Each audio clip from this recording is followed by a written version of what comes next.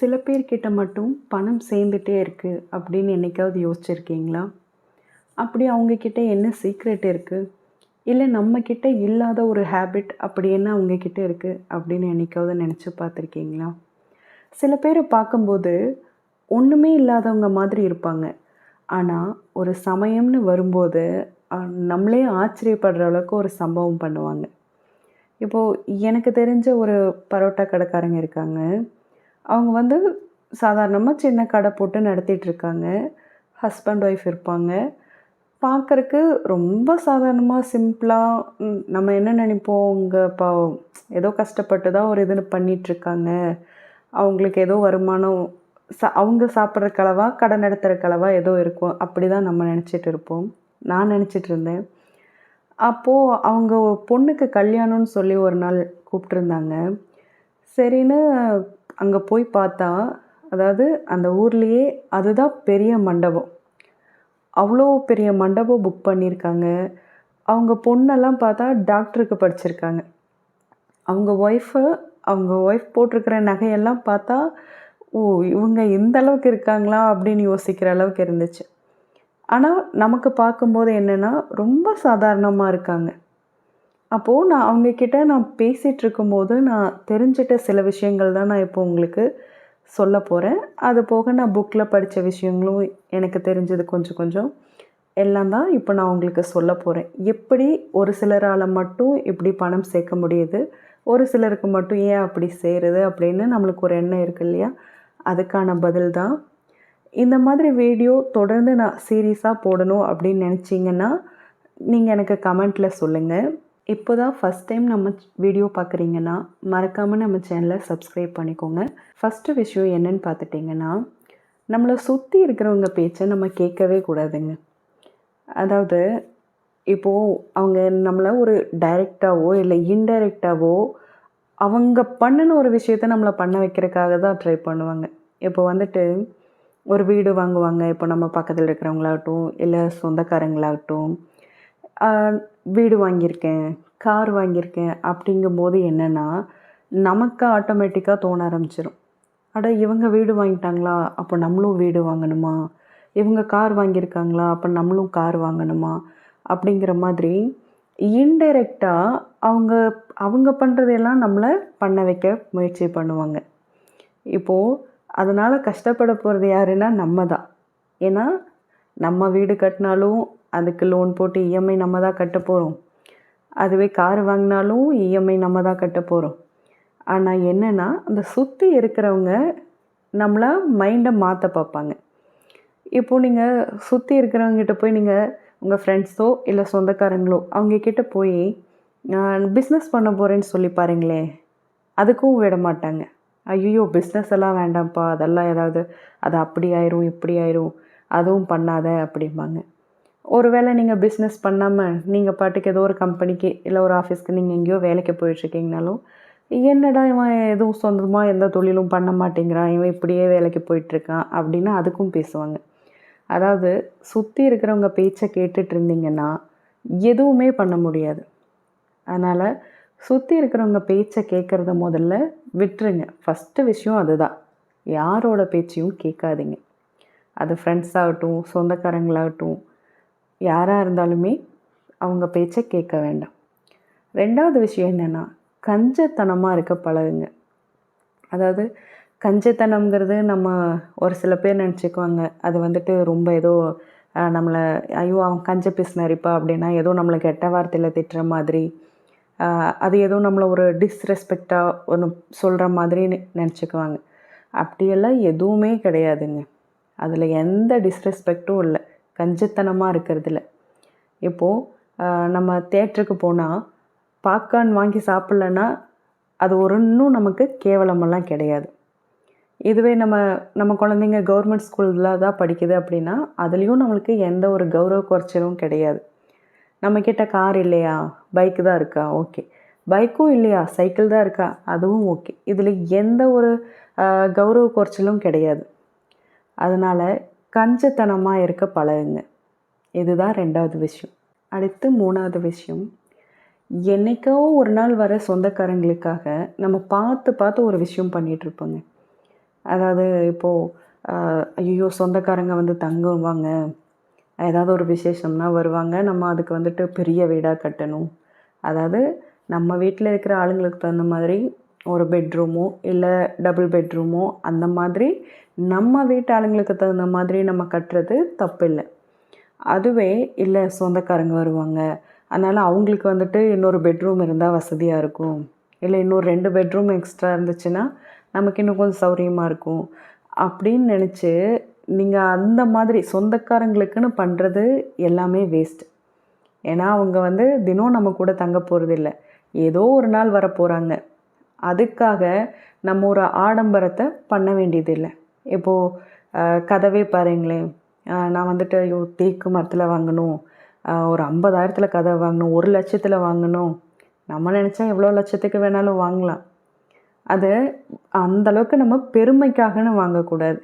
ஒரு modular kitchen ஆகட்டும், எல்லாமே நம்மக்கிட்ட பண வசதின்னு இருக்கா, தாராளமாக என்ன வேணால் பண்ணணுமா பண்ணலாம். ஆனால் நம்ம ஒரு சேர்த்து வைக்கணும் அப்படிங்கிற ஒரு இடத்துல இருக்கும்போது நம்ம அடுத்தவங்களுக்காக ஆடம்பர செலவு பண்ணவே கூடாதுங்க.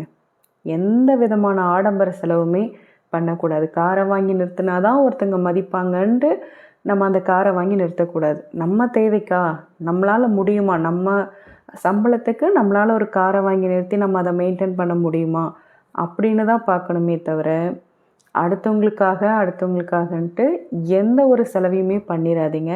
அது கண்டிப்பாக தப்பு. அடுத்து ஷாப்பிங் பண்ணுறதுங்க. ஷாப்பிங்கும் அப்படி தான். அதாவது தேவைக்கே ஷாப்பிங் பண்ணலாம். ஓகே, ஃபங்க்ஷன் வருதா, ஒரு ட்ரெஸ் எடுக்கிறோம், இல்லை தீபாவளி, பொங்கல், கிறிஸ்மஸ், ரம்ஜான் எந்த மாதிரி ஒரு ஃபங்க்ஷன் வருதா நம்ம போய் எடுக்கிறோமா ஒரு ஃபெஸ்டிவலுக்கா, ஓகே. ஆனால் அதை விட்டுட்டு ஒரு சில பேர் ஹாபிக்காகன்னு பண்ணுவாங்க. அதாவது இல்லை எனக்கு வீட்டில் இருந்தால் போர் அடிக்குது, அதனால் ஏதாவது ஒன்று வாங்க போகணும் அப்படின்ட்டு போவாங்க. இல்லை எனக்கு வேலைக்கு போய் ஸ்ட்ரெஸ்ஸாக இருக்குது, கொஞ்சம் டென்ஷனாக இருக்குது, ஷாப்பிங் பண்ணால் எனக்கு கொஞ்சம் டென்ஷன் குறையும் அப்படிங்கிறவங்க இருப்பாங்க. இந்த மாதிரி ஹாபிக்காக தயவுசெய்து ஷாப்பிங் பண்ணாதீங்க. தேவைக்காகன்னு மட்டும் பண்ணுங்கள். அதுக்கடுத்து உங்கள் ஃபோனில் இருக்கிற ஆப்பெல்லாம், அதாவது அமேசான், ஃப்ளிப்கார்ட், ஸ்விக்கி, ஜொமேட்டோ இந்த மாதிரியான ஆப்பெல்லாம் தயவுசெய்து ஃபஸ்ட்டு டெலீட் பண்ணிடுங்க, அன்இன்ஸ்டால் பண்ணி விட்டுருங்க. ஏன்னா நம்ம அந்த ஆப்பெல்லாம் வச்சுருந்தாலே நம்ம அதுக்குள்ளே போய் நம்ம பார்க்குறோமோ இல்லையோ, அவங்க நம்ம பார்க்கலனாலும் அப்பப்போ ஒரு நோட்டிஃபிகேஷன் அனுப்பிகிட்டே இருப்பாங்க. உங்களுக்கு வந்துட்டு ஆஃபர் கொடுக்குறோம், உங்களுக்கு பை ஒன் கெட் ஒன், இந்த மாதிரி ஏதோ ஒரு ஆஃபரை காட்டி நம்ம ஆசையை தூண்டி அதை நம்மளை வாங்க வச்சுருவாங்க. அதனால் அந்த ஆப் எல்லாமே ஃபஸ்ட்டு தயவுசெய்து அன்இன்ஸ்டால் பண்ணுங்கள். ஏன்னா இப்போ ஒன்று வாங்கினா ஒன்று ஃப்ரீன்னு சொல்கிறாங்கல்ல, ஃப்ரீன்னு ஒன்றும் கிடையவே கிடையாதுங்க. அதாவது நம்ம காசே கொடுக்காம வாங்கிறதுக்கு பேர் தான் ஃப்ரீ. நம்ம ஒரு பொருளுக்கு காசு கொடுத்துட்டு இன்னொரு பொருள் ஃப்ரீயாக கொடுக்குறாங்கன்னா அது ஃப்ரீ கிடையாது. ஏன்னா அந்த ஃப்ரீயாக கொடுக்குற பொருளுக்காகவும் சேர்த்து அதுலேயே காசு வாங்கிடுவாங்க. அதை நம்ம தான் ஃப்ரீன்னு நம்பிட்டு போய் வாங்கி ஏமாந்துடுறோம். அதனால் இந்த மாதிரி ஆப்பெல்லாம் தயவுசெய்து ஃபஸ்ட்டு அன்இன்ஸ்டால் பண்ணி வைங்க. அதுக்கடுத்து பேட் ஹேபிட்ஸுங்க.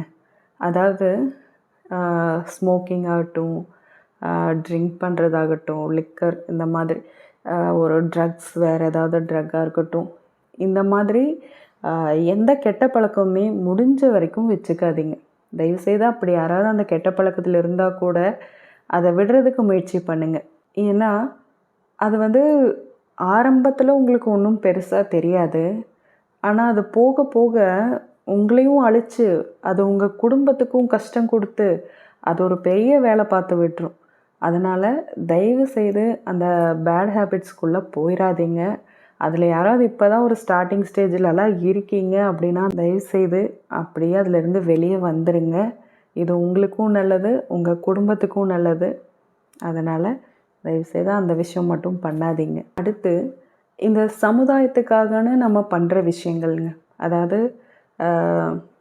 இப்போது ஒரு சில பேர் நினச்சிட்ருப்பாங்க, நான் வந்துட்டு ஒரு நல்ல வேலைக்கு போய் அதில் நல்லா சம்பாரித்து நான் ஒரு வீடு கட்டிட்டு தான் கல்யாணம் பண்ணணும் அப்படின்னு இருக்கிறவங்க இருப்பாங்க. ஆனால் அவங்கள அதை பண்ணுறதுக்கு இந்த சமுதாயம் விடுமானா விடாது. ஏன்னா அவங்க நல்ல வேலைக்கு போகிறதோ இல்லை வீடு வாங்குறதோ அவங்கள பொறுத்த வரைக்கும் இது செட்டில் கிடையாது. நீ கல்யாணம் பண்ணாதான் லைஃப்பில் செட்டில் ஆவ அப்படிங்கிற மாதிரி ஒன்று பேசி, அதாவது சமுதாயத்துக்காக நம்மளை பண்ண வச்சுருவாங்க. இல்லை நீ கல்யாணம் பண்ணு, நீ ஐயோ இந்த வயசில் பண்ணியே ஆகணும், நீ பண்ணுன்னு சொல்லி அது நம்மளுக்கு அந்த நேரத்துக்கு அதை நம்ம மனப்பூர்வமாக ஏற்றுக்கிறோமோ இல்லையோ, இல்லை இது வந்து நம்ம பண்ணி தான் ஆகணும், சுற்றி இருக்கிறவங்களுக்காகவா நம்ம இதை பண்ணி தான் ஆகணும்னு நம்மளை பண்ண வச்சுருவாங்க. அந்த மாதிரி கல்யாணம் பண்ணுறதாகட்டும், குழந்தையும் அப்படிதாங்க. கல்யாணமானால் உடனே குழந்த பெற்றுக்கணும். உடனே இல்லை கல்யாணம் பண்ணிவிட்டு கூட ஒரு சில பேர் நினைப்பாங்க, ஒரு 2 வருஷம் கேப் விடலாம், இல்லை 3 வருஷம் கேப் விடலாம், அதுக்கப்புறம் நம்ம குழந்த பெற்றுக்கலான்னு இருக்கிறவங்க இருப்பாங்க, ஒரு பிளானிங்கில் இருப்பாங்க. ஆனால் அதையும் விடாமல், இல்லை கல்யாணம் உடனே குழந்த பெற்றுட்டாதான் கரெக்டாக இருக்கும், அதுதான் நல்லது, இது இப்படி தான் இருக்கணும் அப்படிங்கிற மாதிரி இந்த சமுதாயம் ஒன்று க்ரியேட் பண்ணி வச்சுருக்கு. அதுக்கு தகுந்த மாதிரி நம்மளை பண்ண வச்சுட்டும் இருக்காங்க. ஃபஸ்ட்டு ஒரு குழந்த பிறந்துருச்சா, ஐயோ தனியாக அந்த குழந்தைய விடாதீங்க, அதுக்கு துணையாக இன்னொரு குழந்த வேணும் அப்படிம்பாங்க. சரின்னு 2 குழந்த பெற்றாச்சா, ஒரு வேளை 2 குழந்தைங்களும் பெண் குழந்தைங்களா இருந்துச்சுன்னா, இல்லை ஐயோ பையன் வேணும்ல, 3ஆவதாக ஒரு பையனை பெற்றுக்கோங்க, பையன் எல்லாமே எப்படி அப்படின்னு அதுவுமே எல்லாமே இந்த சமுதாயம் வந்து நம்மளை அதோட இஷ்டத்துக்கு தான் நம்மளை ஒவ்வொரு விஷயமும் பண்ண வச்சிட்ருக்கோம். இந்த மாதிரி எல்லாமே நம்மளை ஒரு கட்டுப்பாட்டுக்குள்ளே வச்சு மற்றவங்களுக்காகன்னு செய்கிற மாதிரி தான் இருக்குமே தவிர, நம்ம இஷ்டப்படியோ நம்ம சுதந்திரப்படியோ எதுவுமே இங்கே பண்ண முடியாதுங்க. இது எல்லாமே நீங்கள் தயவுசெய்து யோசிச்சுக்கோங்க. யங்ஸ்டராக இருக்கீங்க, இந்த வீடியோ யாராவது பார்த்துட்ருக்கீங்க அப்படின்னா தயவுசெய்து ரொம்ப யோசிங்க. யாருக்காகவும் எதுவுமே பண்ணாதீங்க. அடுத்தவங்க சொல்கிறாங்கன்னெல்லாம் எதுவுமே உங்கள் மனசுக்கு சரின்னு படாமல், உங்களுக்கு அது தேவைன்னு தோணாமல் எதுவுமே பண்ணாதீங்க. நான் சொன்ன இந்த விஷயத்தையெல்லாம் கண்டிப்பாக ஃபாலோ பண்ணி பாருங்கள். உங்கள் வாழ்க்கையில் ஒரு சின்ன மாற்றமாவது நடக்கும். இந்த பொருளால் பணம் வரும் அப்படின்னு ஒரு வீடியோ போட்டிருக்கேங்க. அந்த வீடியோவோட லிங்க்கை நான் கமெண்ட் பாக்ஸில் கொடுக்குறேன். உங்களுக்கு டைம் இருந்தால் அந்த வீடியோவையும் பாருங்கள்.